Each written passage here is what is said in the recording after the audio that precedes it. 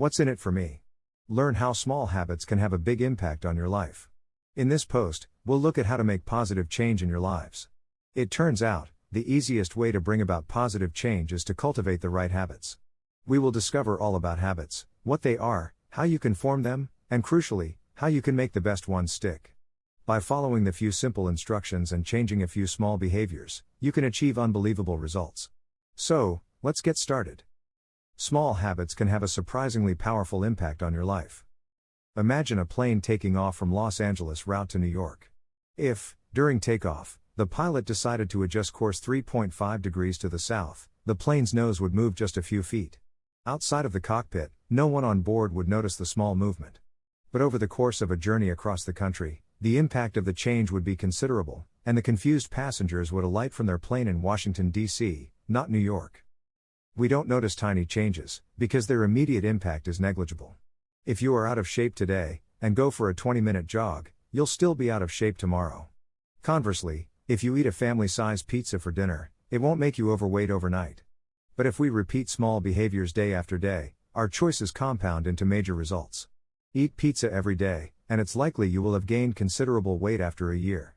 Go jogging for 20 minutes every day, and you'll eventually be leaner and fitter, even though you won't have noticed the change happening. If you want to make a positive change in your life, you should recognize that change requires patience, as well as confidence that your habits are keeping you on the right trajectory, even if you aren't seeing immediate results. So if you find that your behaviors and habits don't seem to be paying off, try to focus on your current trajectory rather than your current results. If you have little money in the bank but you are saving something each month, then you can be confident that your trajectory is right. Your current results might not be great, but keep going in this direction and, in a few months or a few years, you will notice a major improvement. By contrast, a millionaire who outspends his earnings each month may not be worried about his bank statements from one month to the next, but, in the end, his trajectory will catch up with him. The key to making big changes in your life doesn't have to involve major upheaval. You don't need to revolutionize your behavior or reinvent yourself. Rather, you can make tiny changes to your behavior, which, when repeated time and time again, will become habits that may lead to big results. Habits are automated behaviors that we've learned from experience. When you walk into a dark room, you don't think about what to do next, you instinctively reach for a light switch. It's a habit, a behavior that you've repeated so many times that it now happens automatically. So how are habits formed? Well, our brain figures out how to respond to new situations through a process of trial and error. 19th century psychologist Edward Thorndike famously demonstrated this with an experiment where cats were placed in a black box. Unsurprisingly, each cat immediately tried to escape from the box, sniffing at its corners and clawing at its walls. Eventually, the cat would find a lever that, when pressed, would open a door, enabling escape. Thorndike then took the cats that had successfully escaped and repeated the experiment. His findings? Well, after being put in the box a few times, each cat learned the trick. Rather than scrambling around for a minute or more, the cats went straight for the lever.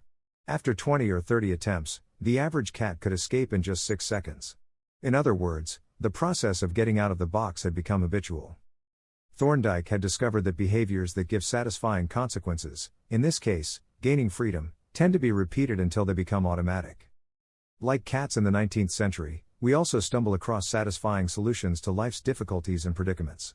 And, thankfully, we now understand a little more about how habits work. Habits begin with a cue, or a trigger to act.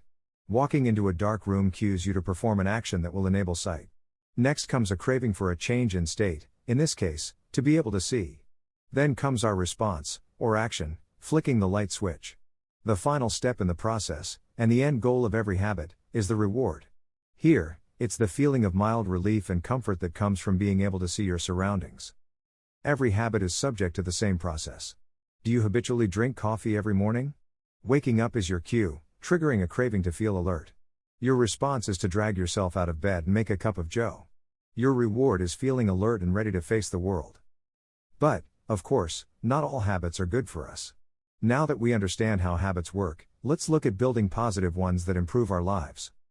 Building new habits requires hard-to-miss cues and a plan of action. All of us have cues that trigger certain habits. The buzz of your phone, for example, is a cue to check your messages. And once you understand that certain stimuli can prompt habitual behavior, you can use this knowledge to change your habits. How? Well, One way is to change your surroundings and general environment to encourage better habits. Just take the work of Boston-based Dr. Ann Thorndike. She wanted to improve her patients' dietary habits without requiring them to make a conscious decision. How did she pull this off? She had the hospital cafeteria rearranged. Originally, the refrigerators next to the cash registers contained only soda. Thorndike introduced water, not only there, but at every other drink station.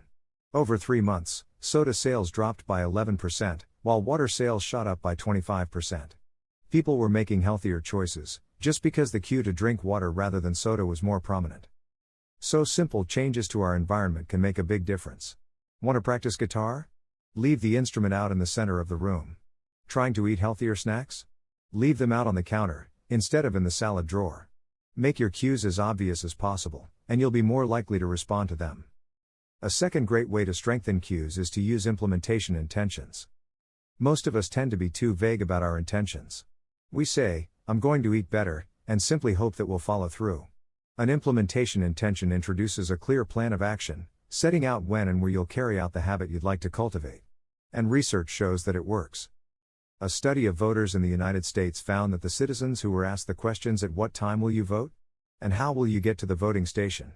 were more likely to actually turn out than those who were just asked if they would vote. So don't just say, "I'll run more often." Say, "On Monday, Wednesday, and Friday, when the alarm goes off, the first thing I'll do is don my running gear and clock 2 miles." Then leave your running shoes out where you'll see them. You'll be giving yourself both a clear plan and an obvious cue, and it may surprise you how much easier this will make it to actually build a positive running habit. Humans are motivated by the anticipation of reward, so making habits attractive will help you stick to them. In 1954, neuroscientists James Olds and Peter Milner ran an experiment to test the neurology of desire. Using electrodes, they blocked the release of the neurotransmitter dopamine in rats. To their surprise, the rats simply lost the will to live. They had no desire to eat, drink, reproduce, or do anything else. Mere days later, they all died of thirst. The human brain releases dopamine, a hormone that makes us feel good, when we do pleasurable things such as eating or having sex. But we also get a hit of feel-good dopamine when we simply anticipate those pleasurable activities. It's the brain's way of driving us onward and encouraging us to actually do things. So, in the brain's reward system, desiring something is on par with getting something, which goes a long way toward explaining why kids enjoy the anticipation of Christmas so much. It's also why daydreaming about your upcoming hot date is so pleasurable. We can also turn this knowledge to our advantage when trying to form habits. If we make a habit something we look forward to, we'll be much more likely to follow through and actually do it. A great technique for this is temptation bundling. That's when you take a behavior that you think of as important but unappealing and link it to a behavior that you're drawn to, one that will generate that motivating dopamine hit. Ronan Byrne, an engineering student in Ireland, knew he should exercise more, but he got little enjoyment from working out. However, he did enjoy watching Netflix. So he hacked an exercise bike, connecting it to his laptop and writing code that would only allow Netflix to run if he was cycling at a certain speed. By linking exercise, literally, to a behavior that he was naturally drawn to, he transformed a distasteful activity into a pleasurable one. You don't need to be an engineer to apply this to your life. If you need to work out, but you want to catch up on the latest A-list gossip, you could commit to only reading magazines while at the gym. If you want to watch sports, but you need to make sales calls, promise yourself a half hour of ESPN after you talk to your 10th prospect. Soon enough, you may even find those unattractive tasks enjoyable, since you'll be anticipating a pleasing reward while carrying them out. If you want to build a new habit, make that habit as easy to adopt as possible. We often spend a lot of time on behaviors that are easy. Scrolling through social media, for example, takes zero effort, so it's easy for it to fill up lots of our time. Doing 100 push-ups or studying Mandarin Chinese, in contrast, requires a lot of effort. Repeating those behaviors daily until they become habitual is tough. So making behaviors as easy as possible is key to turning them into habits. Luckily, there are a few tricks we can embrace to make anything seem easier. The first is to focus on reducing friction.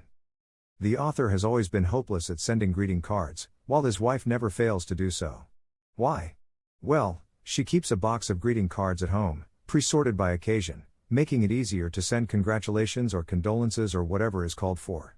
Since she doesn't have to go out and buy a card when someone gets married or has an accident, there's no friction involved in sending one.